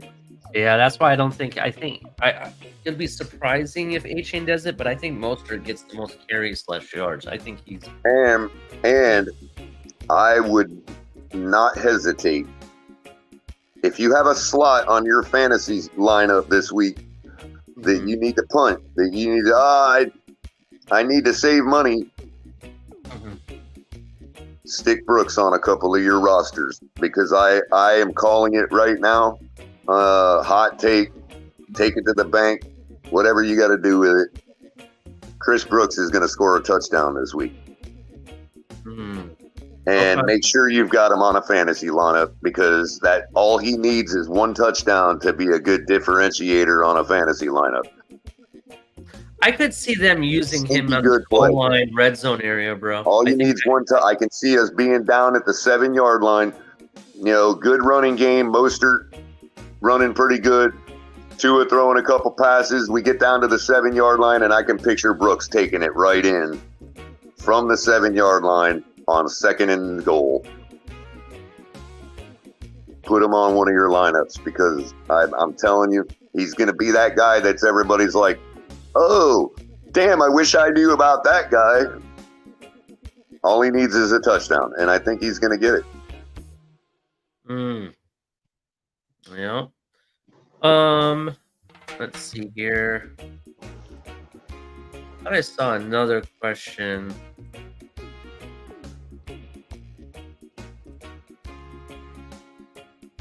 Now, everybody's expecting him to be a world beater out the gate, but what's going to happen is we're going to find out exactly what we want him for down at that goal line. Yeah. Ali, did I use anybody's name earlier in my rant? No, you did not. Okay, because now it's starting to get personal, bro, and I'm about to use somebody's name. And if you continue, you're going to be banned, and you're going to have to ask Capitan, and you're going to have to explain to him why you're ruining this freaking show and this chat, and why you have to continue to sit there and degrade people's freaking time around here because somebody said something you didn't like. Okay? Keep it up, bro. All right. Keep it up. You're the one that's sad. And I'm going to show you how sad you are if you keep it up.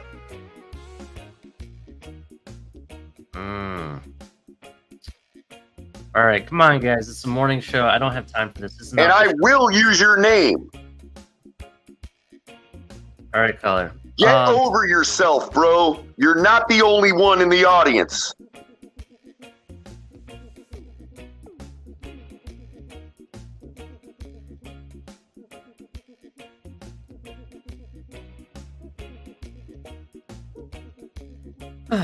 All right. Mansa Chill's asking a question. Bro, it's 8 o'clock in the morning, bro. Get over yourself. All right. Mansa Chill has a question, caller. And he wants to know who you all want to win out of the Jills or the Jets, Bills, obviously. I want the Jets to kill them. I want it to be a 0-0 tie. Yeah, 0-0 tie would be cool. I kind of want to see the Jets beat them too, to be honest. It's one half dozen the other. You know, a tie would be the perfect ending, to be honest. So, let's see here.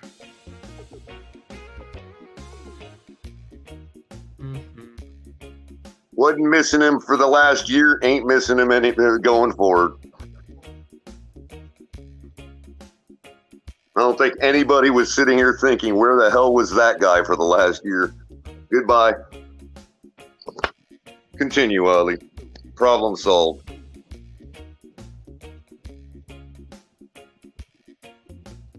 Please put your questions. We have 10 minutes to go. Please put your questions in chat. I'd really like to talk about Dolphins rather than other stuff, please. And now we can.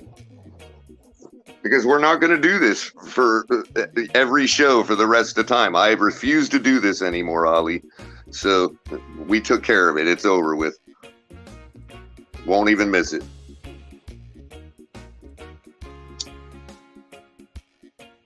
And that's how things are going to be done when I'm on the show from now on, because I'm not going to feed into it anymore. You're going to get timed out if you continue to crap on our freaking show and on our audience and in our chat. You're going to have to ask Capitan to unban you. And you're going to have to tell him why you came in here and shit all over the show. What did he say? It doesn't even matter. It's just constant needling, bro. And I'm not having it. You see how it gets me, bro? Why should I have to deal with that every single day, man? Somebody that decides that they're the most important person in this fan base and in the audience, and they have to needle people because they took offense to something I said about their precious little wide receiver. Brian's Brains is asking who starts the left tackle. For me, it has to be Isaiah Wynn, bro. Eichenberg did not show me anything that we didn't already know about him. He, in fact, I think even got worse, if that's possible, just in my opinion. I'm going with Isaiah Wynn.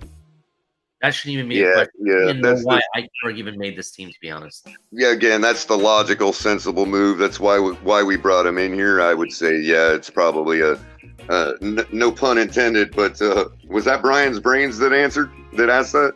Yeah, he did. Yeah, I was going to say no pun intended, but it's a no-brainer. Yeah, I'm going to win all day long. You know, win means winning, and I'll take winning, you know, in that situation. Right on. Here's no pun intended. I was just trying to be funny. But actually, yeah, it was pun intended. But no, for real, I don't understand why they're really trying to make the Eichenberg experiment work. The only reason I see you have Eichenberg on this team now, based on how it's built, the only use I have for him is maybe, and this is a big maybe, a backup center. That's about it. Mm-hmm. You didn't show me anything at left guard. You couldn't play left tackle when we needed you to. What else can this guy do? I don't really know. I honestly think that Miami should just cut their losses and move on. Shit, the Cardinals are getting ready to move off of Kyler Murray. You know, freaking 49ers traded 3 first-round picks, drafted you know, to be honest, a guy who hasn't turned out. He's a bust, in my opinion, right? And they moved off of him after 2 seasons. He hasn't even got to his 3rd season. They moved off of him. You know what I mean? Why should we be afraid to move off of somebody? I know, isn't that interesting? That's 3 quarterbacks that have been quickly moved off of by 2 NFC West teams. What's up with that, man? Let's see. We had 49ers. We had Cardinals, who they're doing it now. Cardinals twice. They moved off Rosen after his first year. Yeah. Is there a 3rd team?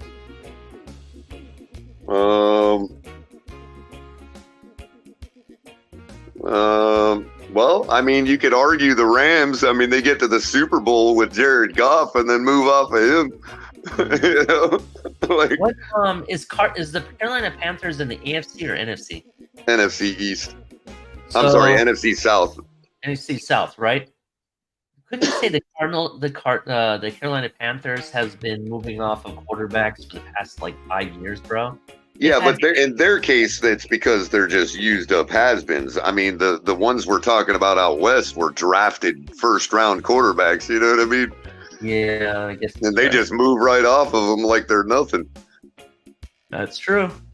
Same with Goff. Goff was a first-round pick too for the Rams. If I gets him to the bowl after 5 seasons, and then they move off of him, it's like, wow.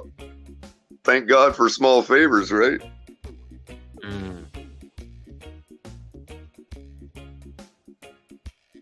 That's, to be honest with you, Goff has to be the guy. If if the Dolphins didn't exist, Goff would have to be the guy that like everybody should root for, man. This guy really got shafted his whole career, man, and like he's really not that bad. So Jay is saying Wynn may be playing left tackle if Armstead is not healthy. That's not accurate. Wynn would not be playing left tackle. I think Kendall Lamb is, and Kendall Lamb has proven that he can play left tackle if needed. So that's who would be playing left tackle, in my opinion. Yeah.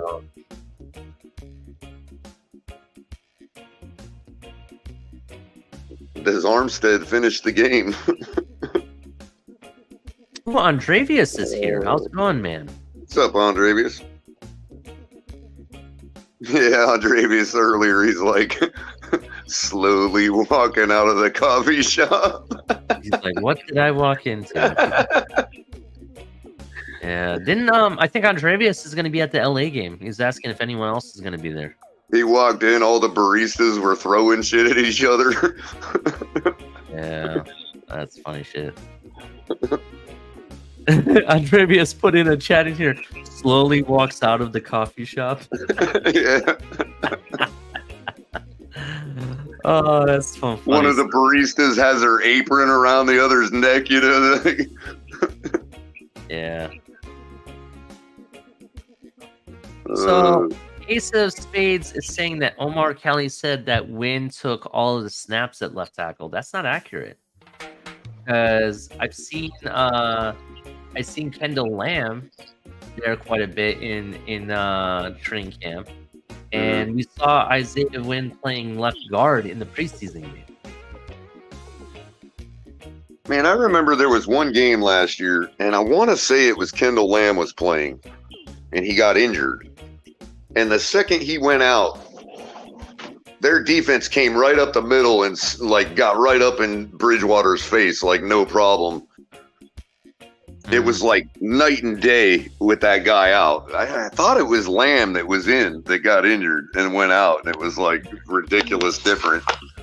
I want to answer this question by Lance McDonald. I'm sorry if I missed it. I'm trying to keep up with the chat. He says, Ali, do you guys think Wilkins worth north of 19 million?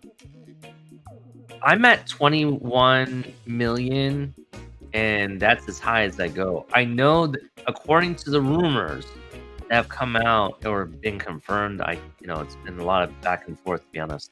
Supposedly they offered him a deal similar to the Dexter Lawrence deal that he got, which if you break it down with the money overall for, what is it, like a 4-year deal, something like that, it comes out to be like 22.5 million, and he said no. My understanding, he has an issue with the guaranteed money. He wants to reset the market with guaranteed money, and it's not doable. I mean, I don't. It's cheaper for Miami to franchise him for the next 2 seasons than sign him to a deal. Exactly, especially given the fact. Look, how much do you think 8 sacks is worth, bro? It's bottom line right there, because they can put up the combined tackles all they want, okay, and all that, but the guy that's behind him in tackles is only behind him by 1 tackle. And that dude has like 12 sacks. And he's making like 25 million. Mm-hmm. So it really depends on how many millions you think those eight or nine sacks are worth. Absolutely, I agree. And It if all the depends. franchise tag is going to be what, 21 million? Yeah, roughly. The hell are we going to pay him 23 for? Yeah, that's basically where I'm at. It's almost cheaper to do that, to be I honest. mean, he's putting himself right on the same track as Gesicki did with us. You can do this, this, and that, but you can't do this, and you still want the money for it. So we're going to franchise tag you. You're going to play on that tag, and then you're going to hit the bricks and test your own market. Richard McLean says, yes, give him 3 years, $60 million guaranteed, which with incentives to reach up to $25 million. I guess he could do something like that. That's fair. That would be fair. What they offered him was the deal for Dexter Lawrence, I want to say, was a 4-year, $90 million deal with $60 million guaranteed, which comes out to be about, in total, if you play out the entire contract, it's about $22.5 million a season. Mm-hmm. The issue with that is that supposedly he wants $80 million guaranteed. That's what he wants. And I don't know, what they're thinking to do. But look, in my opinion, the guy is no longer holding in. He's playing, right? He's focused. He was focused at the beginning of the camp until he decided to do his hold in that he needed to do. He was there with the team, even though he wasn't playing. He did his captain duties as the representative when they called the game and everything. For me, it's basically this. He's doing his part. He hasn't put some diary story on Instagram trashing the team or anything, or the front office or anything. He's played the good boys sport, type of attitude, the team mentality, team first type of mentality. He's even, prepping up the other guys that got paid this offseason, and say, hey, the highlight should be on them. They got their bags and everything. I honestly think that